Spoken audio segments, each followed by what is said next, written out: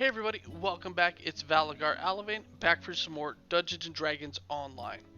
So for this quest here is our third part to our house chain, which is chain 2 of Evening Star. Now again, just like the others, the quest is itself in the cavern, so again, most people just pick them all up at once.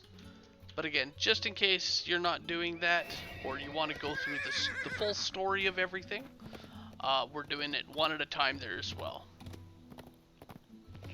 So for this one here, again, we're going to want to head off to Undone inside of the Evening Star Cavern.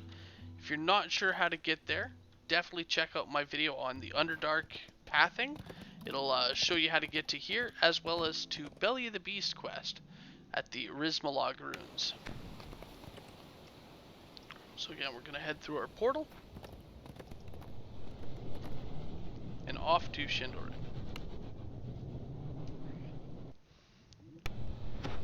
Now once here, for this one, rather than heading off to the west, we're actually going to head off to the east. Now as we are going, there will be several of the little journals that we can pick up. One over there at the kind of green wall. But the way that we want to go is actually through this door right here.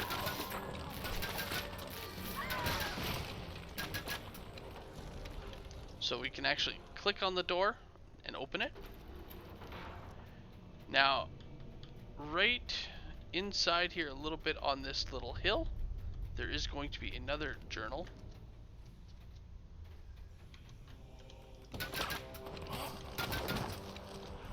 On top of that, where I killed that necromancer there and that little kind of thing, there is another journal just over there.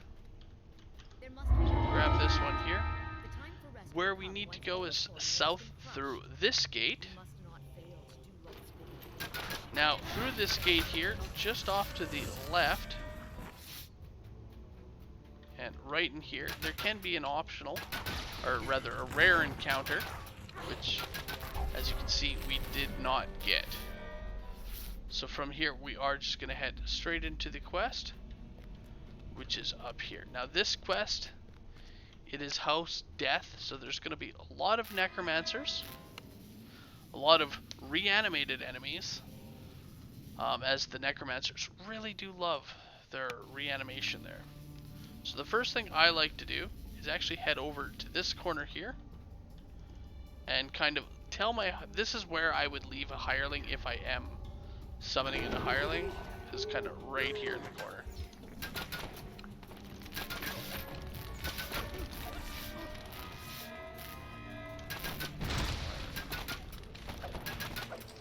So one thing to note is almost any enemy killed in here will eventually respawn as an undead. So just be careful and watch yourself, as things again are going to spawn once and twice. So I do recommend having Death Ward. Again, facing necromancy, you want that extra bit of protection.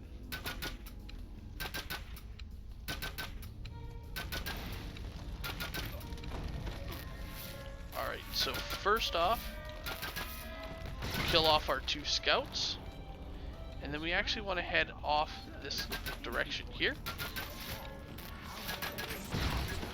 kind of a little bit north.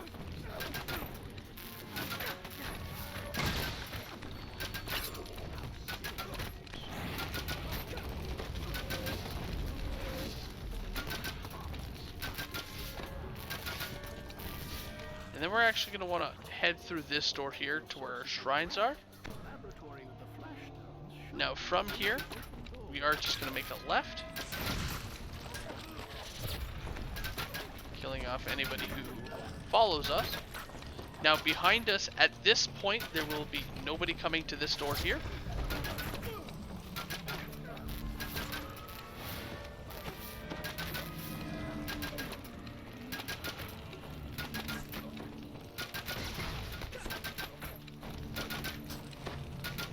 But once we go a little bit further off to the west there, it will respawn a few archers at this door, so you'll just have to watch yourself. Alright. So down they go. Now, sometimes you will have a few guys spot you. There'll also be some guys off to the left here.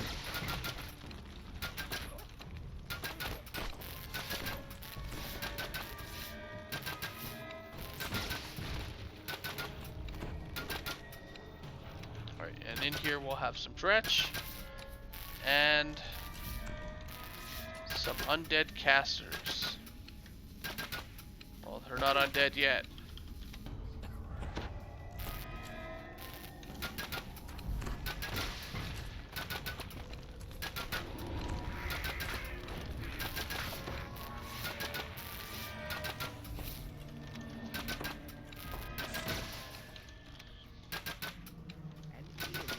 Now, if you do get any of these undead necromancers, I definitely recommend killing them first before actually focusing on the non-undead necromancers, as the undead ones can actually be used to respawn the undead as well. So once you've cleared out this room, you will notice on our map it does have the Wizard's Lab label on your map. Around the corner, we will have this crate of flash stones. Now, you do need to select it. Once you do, it will give you a few of them throughout your inventory. Honestly, it gives you more than you actually need, so don't worry about it. Now, once you interact with this, all the way off to the east here by that door where we were safely before, it has now spawned in a few guards.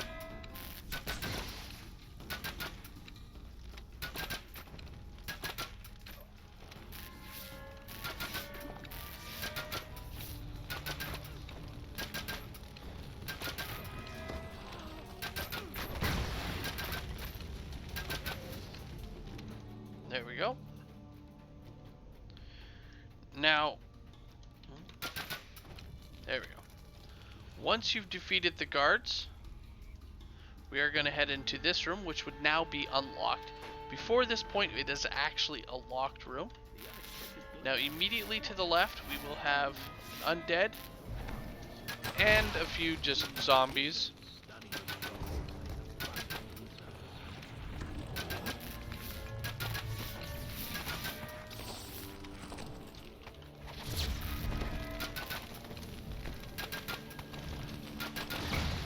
Once they are dead, we can proceed off to the left into this room, which again has just a couple of enemies, nothing major. It also has a key which is required.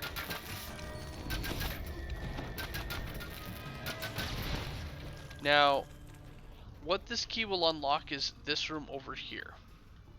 And I'm going to explain that room a little bit before we actually step in.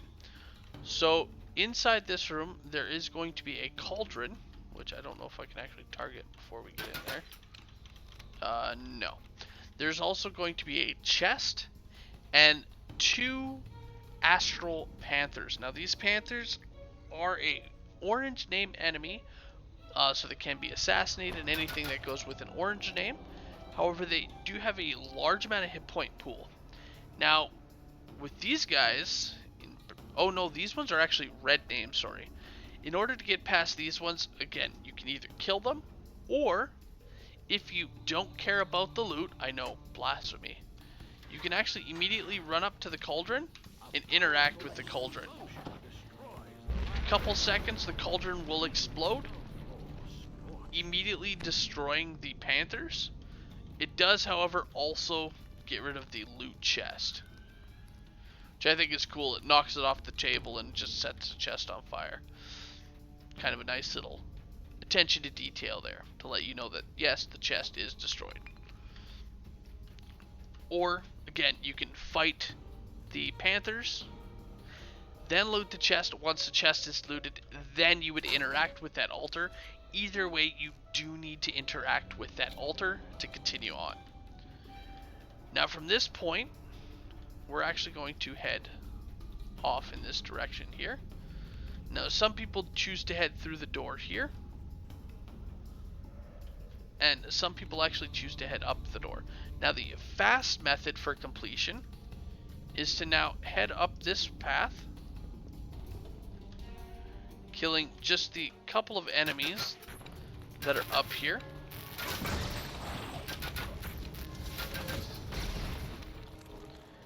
And proceeding across the bridge. Once across the bridge, you would head up, killing all the enemies here.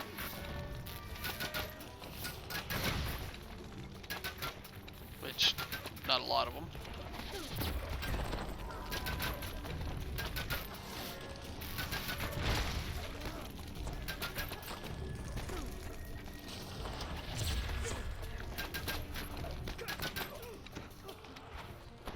Once they die, as you see, we can actually interact with this door going through it.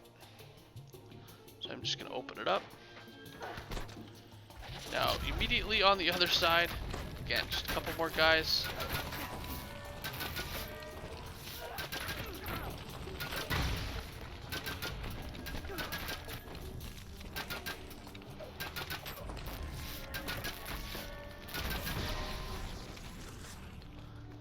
And then you can proceed through the room here to this door here. Now, as you see, this door is locked. It can be picked. So I do want to point that out. And that would lead you right into the end fight. Now, obviously, if you're not able to pick locks, you would not be able to come to this path just yet. Rather, what you can do is head across here, killing off these enemies.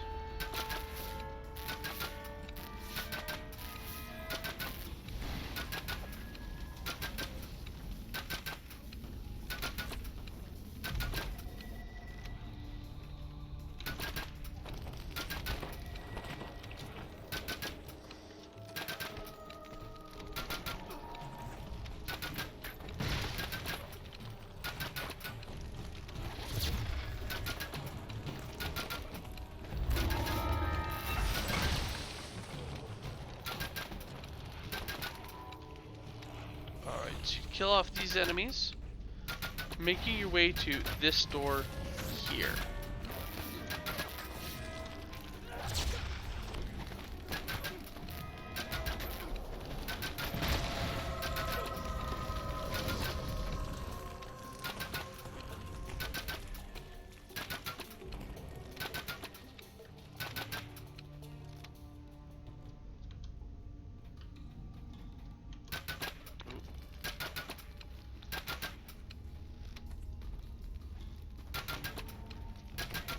Alright, so from here, we would want to proceed through this door.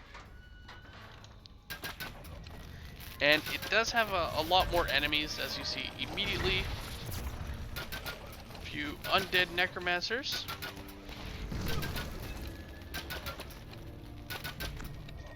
Now, they're not always undead, sometimes they actually are living necromancers.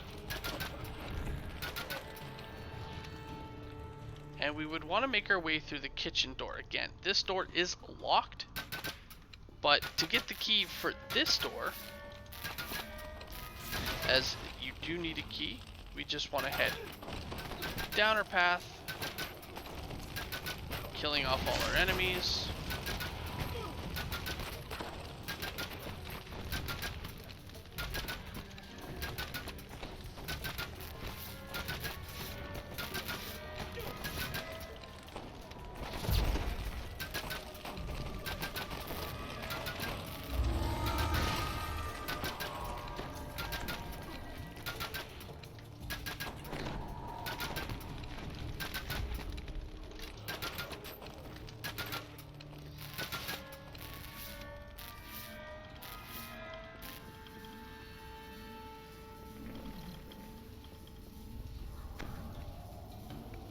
Heal for Shira here. Alright, so once you've defeated them, you're going to want to head down. And yes, I do notice that we do we are still getting these chests. It's still fairly early on for the event at the time of this recording. Alright, so again, just continue killing.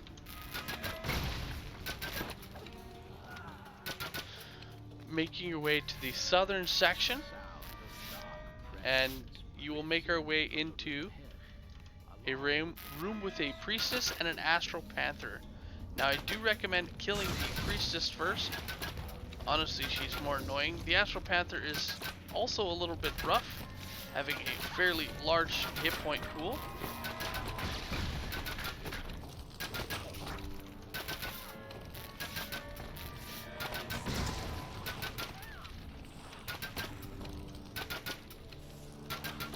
Now you actually notice where Shira is kind of standing. It is a semi-safe location. And I do say semi as they can sometimes make it up here, but other times they do have a little bit of issue.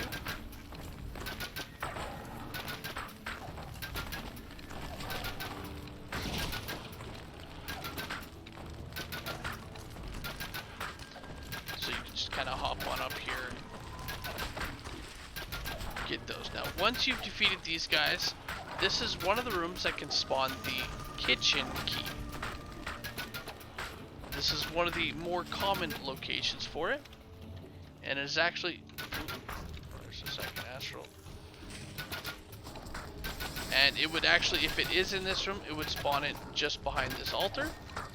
It does look like we actually don't have it in here, so we will have to head off to a different room in order to get it, but it's not too far from here. And does provide ourselves with another optional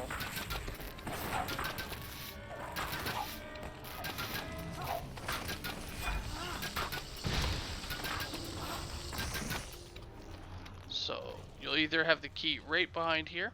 Now the chest here, it does spawn in every time. Again, it is protected by that drider, so just watch yourself. So if you don't have the key in this location, you just want to head through this door to the east. Again, watch yourself. If need be, you can drag these guys back to your little safety spot. As you see, he kind of temporarily is making his way up there, so you do just gotta watch them.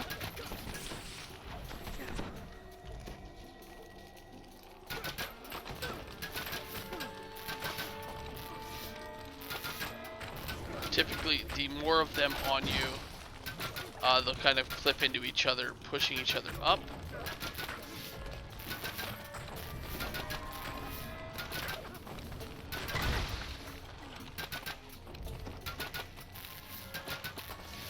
Alright, so after those guys, you're going to want to proceed all the way east here to where our shrines are. Now obviously it does give you another set of shrines if you do head this way, so I mean there's nothing wrong with that. Then we're going to want to head south down the stairs. Now through here, as you see, we do have a whole bunch of spiders, but really these guys aren't too terrible.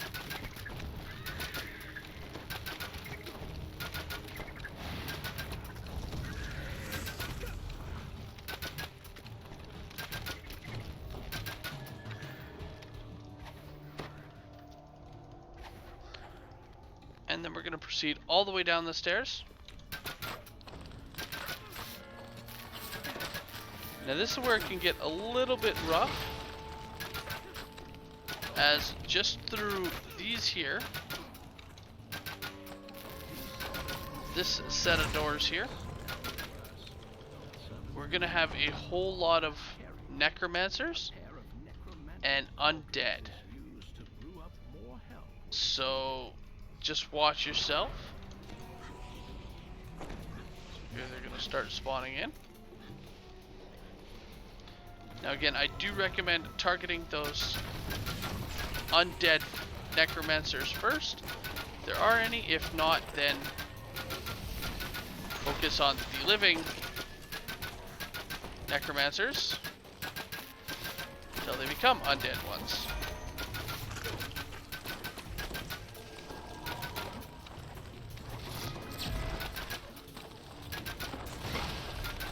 Now, these guys will also have damage reduction based on whether or not there are undead alive. So if you want to get rid of those undead, definitely focus on, or if you want to get rid of their damage reduction, definitely focus on those undead.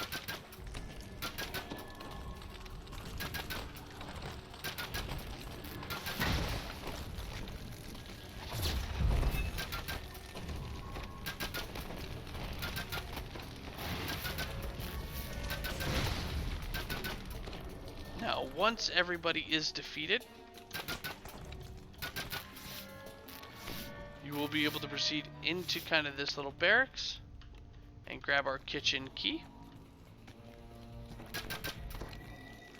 Once you are done, on your way out, you do have 2 Necromatic Cauldrons that you can interact with. This is just for an optional, not really required. Also, standing next to them doesn't actually cause damage. So, there. Now that we have our kitchen key, we can head back to where that kitchen door was, which is, again, we're just going to backtrack.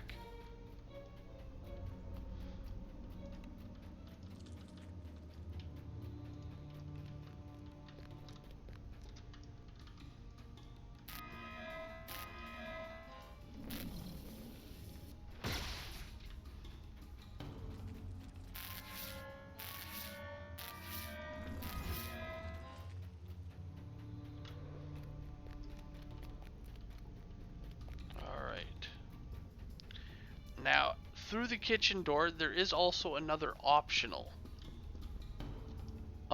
which obviously can be skipped. We will skip it for this video, just because, again, it takes a little bit of time. Now, the first thing here is inside this room, we are going to have kitchen, and there are enemies in here, because, I mean, I'd guard my kitchen. I guard it now.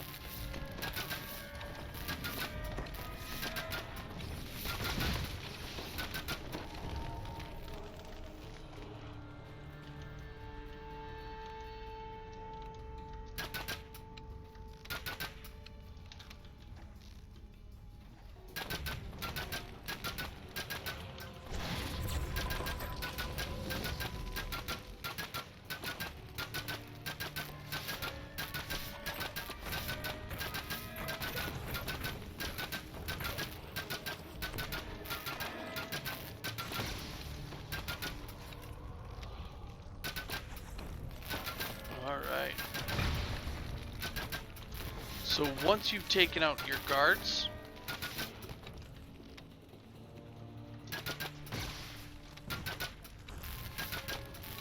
you're going to want to proceed around the corner.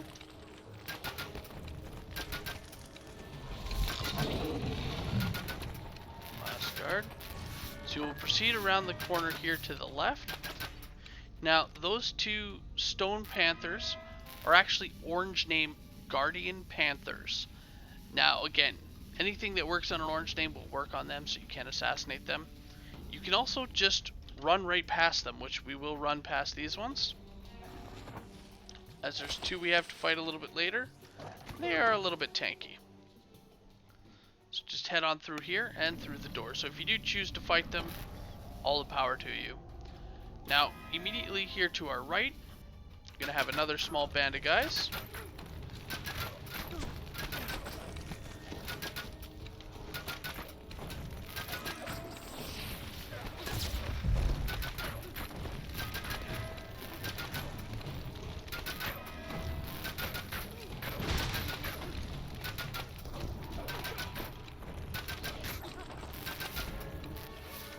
Alright, so to the north here, we do have an optional. Actually, there's a couple of optionals that you can do.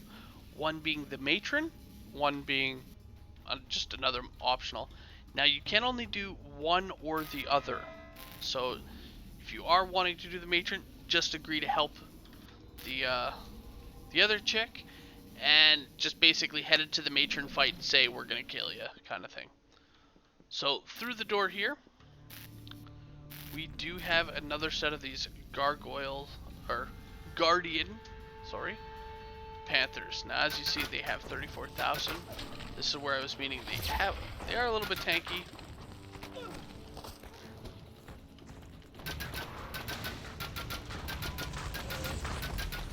I definitely recommend fighting one or the other. Now, if you happen to have Featherfall, you can actually employ the tactic that I'm using, which is just running to the top of the kind of hill, jumping. It does put you out of aggro range while you are in the air. And on top of that, sometimes it can bug them out a little bit. And they end up running down the hall, really not knowing what to do. Because they're like, I don't know how to hit them. Let's just take off.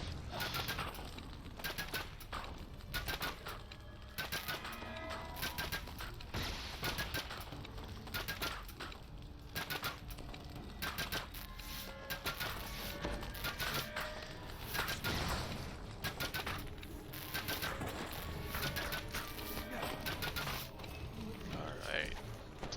Now, once you have those guys, just proceed down the hall.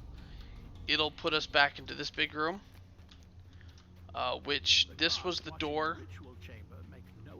here that you could have picked and just entered, so you could have just entered straight into this room right here. Now, as you'll notice, everyone is passive as of right now.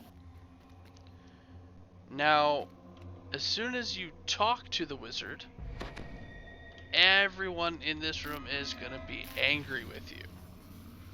Now, the method that I personally like is to drag them all down this corridor. It gives you a long corridor, and for ranged or for melee, like, it gives you a lot of room to back up if needed. So I'm actually going to try and drag them back here. Now, in order to do that, as you see, we do have a few guys up here and a few guys over there. So you do want to drag their aggro. Now, as you guys know, the turret is an amazing aggro getter.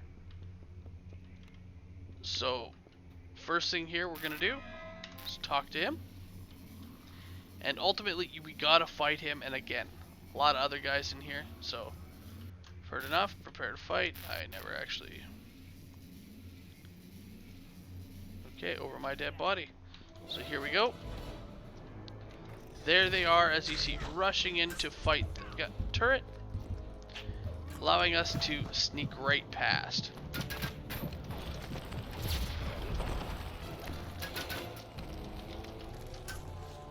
Now, as you'll see, running back here,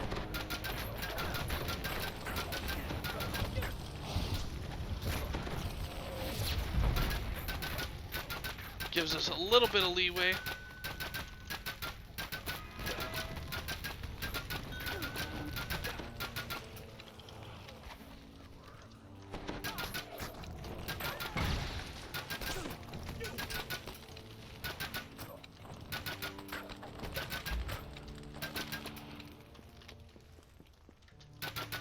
Drag them back.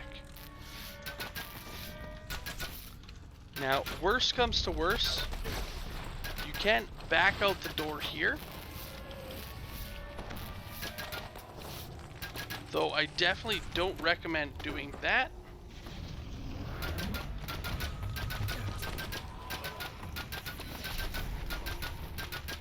Because they'll just be waiting for you when you come back around. What I do recommend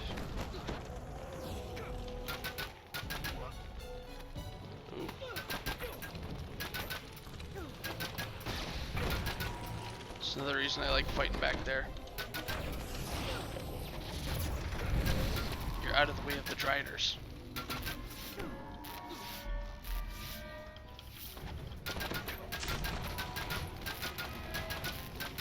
But for me, who can attack everybody in a line, if you have that ability, you can dish out a large amount of damage in here. Kind of just getting everybody lined up. ham.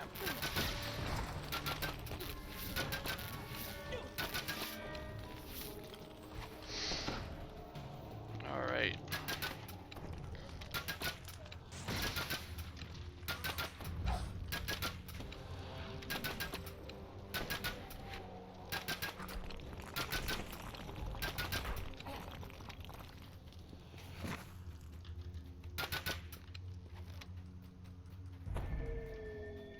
Alright, now we can finally...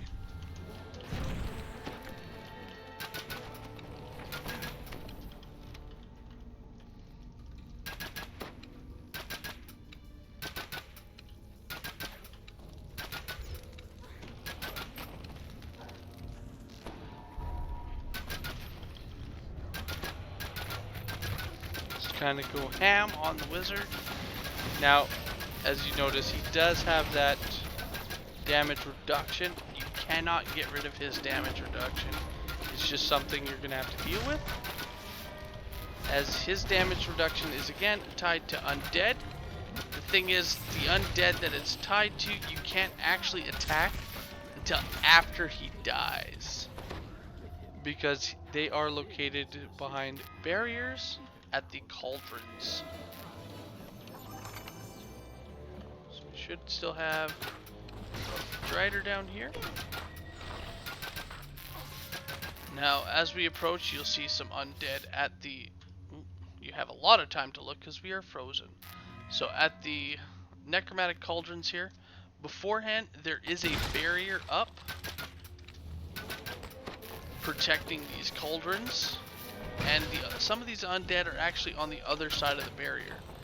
Now, in the past, you were able to, if you could send someone in with blast damage, such as fireball, you can keep fireballing the wall, and that would eventually kill them, removing his damage reduction. They've since changed it so that not all of these zombies are active until after he dies.